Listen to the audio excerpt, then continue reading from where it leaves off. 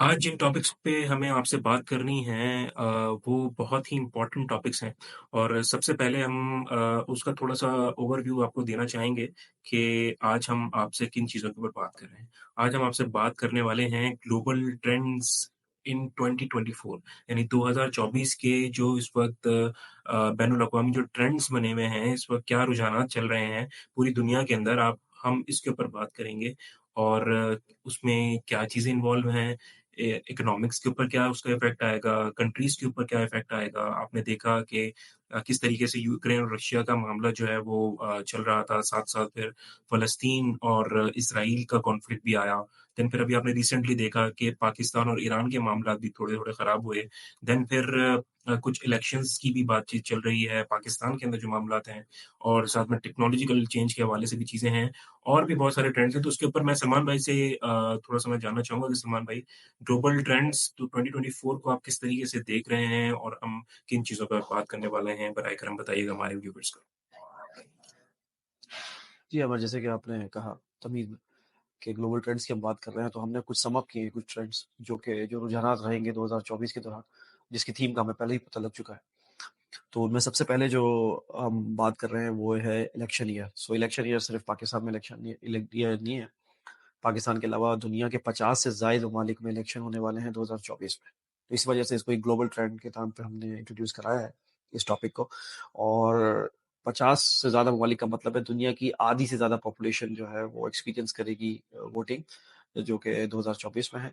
और इसमें अगर मैं बात करूँ तो सीधा-सीधा जो मेन मुल्क हैं जहाँ पे होने वाले हैं, जो कि शेप करते हैं पूरी दुनिया की पॉलिसी को, उसमें सबसे पहले तो यूनाइटेड स्टेट्स है और उसके बाद फिर यूनाइटेड किंगडम है, उसके बाद ताइवान है, इंडिया है, साउथ अफ्रीका है और last but not least Pakistan.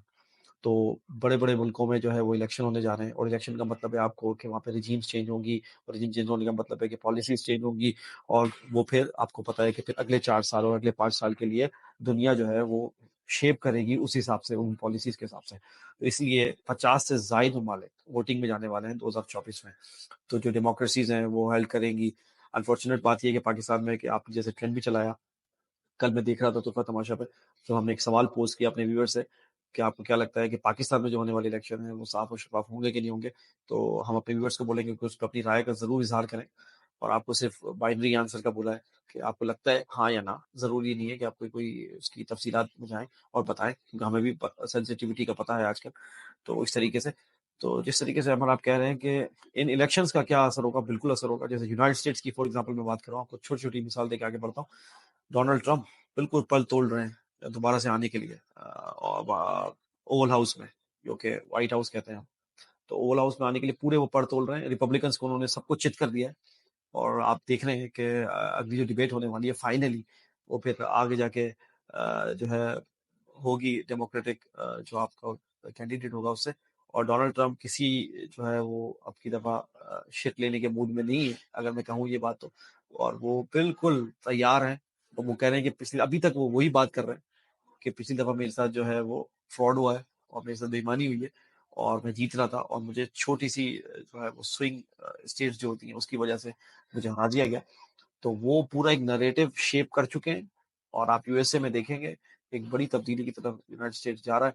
और उसका मतलब है कि इमिग्रेशन की पॉलिसीज दुनिया भर की, और उसका मतलब ये है कि क्लाइमेट चेंज की पॉलिसीज, उसका मतलब ये है कि जो ग्लोबल ट्रेड है, चाइना से जो ट्रेड वॉर है वो दोबारा से स्टार्ट होते हुए आप देखेंगे। तो ये मैं मोटी मोटी बातें आपको कर रहा हूँ, फिर हम अलग से प्रोग्राम इस पे करेंगे आइसोलेशन में भी। तो ये होने जा रहा है यूके में। आप ऋषि सुनैक, आपको पता, जियोपर्डी में आपको लगेगा।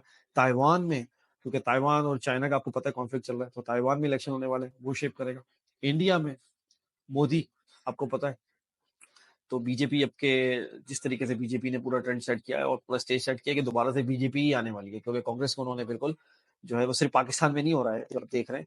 आपको पता है जब बात कर रहे हैं एज वी स्पीक, इन्हीं दिनों पिछले हफ्ते बांग्लादेश में हसीना वाजिद ने दोबारा से ऐसी एक फेक सा इलेक्शन करा के फिर अपने आप को जितवा लिया। वहां पे बहुत ज्यादा मुजाहरे हुए, लेकिन क्या हुआ कि जो है खालदा जिया जो है वो अभी तक बंद है जेल में, जैसे इमरान खान बंद है पाकिस्तान में।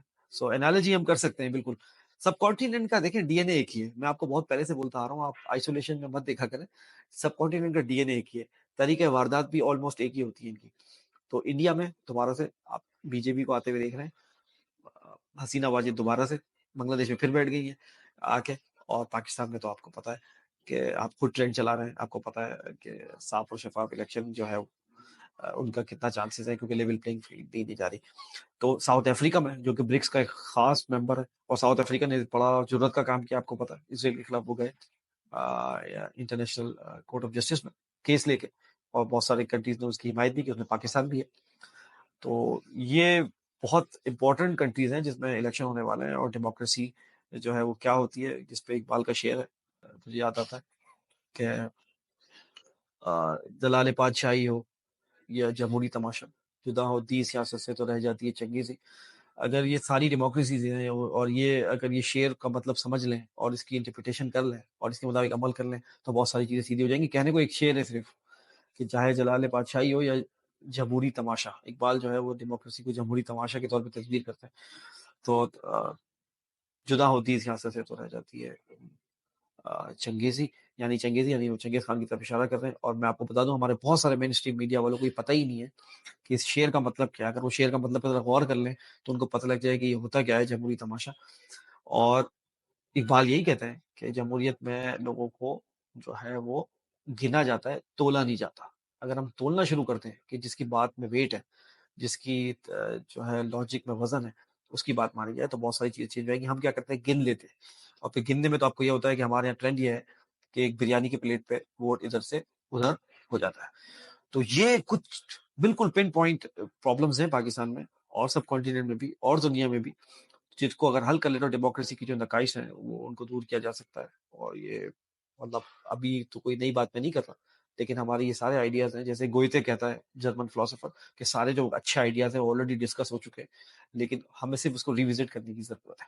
تو یہ ایسا ہی ہے کہ ہمیں ریوزٹ کرنے کی ضرورت ہے بہت ساری چیزوں کو جو کہ ہم کر نہیں رہے ریوزٹ۔ تو یہ اگر چیزیں کر لیں اور ہم ذرا اس پہ غور کر لیں تو بہت ساری چیزیں سیدھی ہو جائیں گی۔